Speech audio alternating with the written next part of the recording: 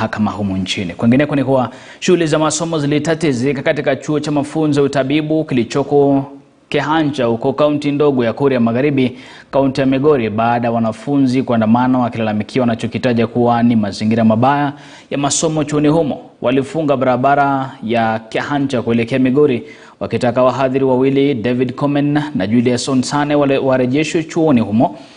Hatua za nidhamu zilichukuliwa dhidi ya wawili hao kwa misingi kwamba walikuwa na mahusiano ya kimapenzi na wanafunzi, jambo ambalo wanafunzi wenyewe wamelikanusha. Watumia wasichana.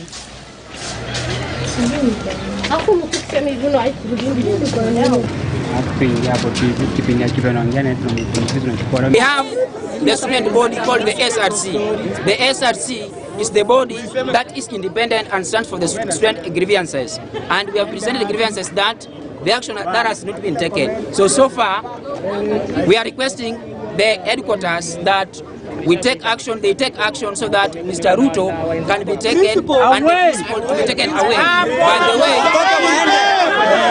that school is dirty and we call ourselves medical students. When you go to the latrines right now, these young freshers,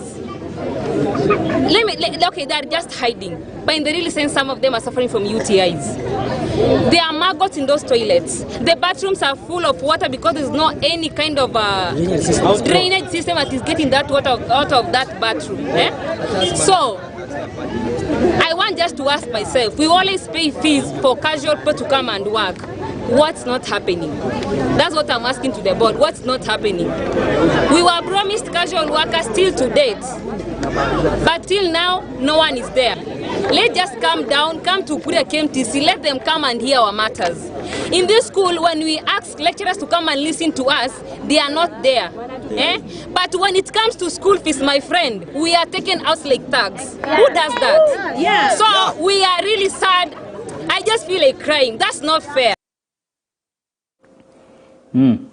Zaidi ya raia 1200 wa Burundi ambao wamekuwa wakiishi kaunti ya Kwale tangu mwaka wa 1959 wanapitia masaibu baada ya kunyimwa fursa ya kupata chanjo ya corona kutokana na kukosa vitambulisho vya kitaifa.